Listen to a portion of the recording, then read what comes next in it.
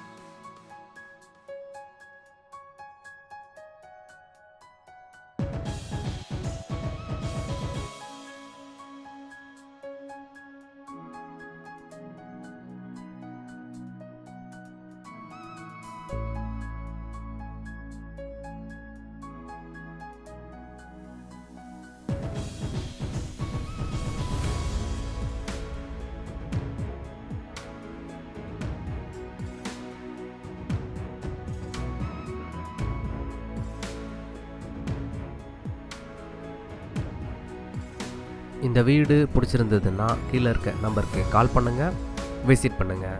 Thank you.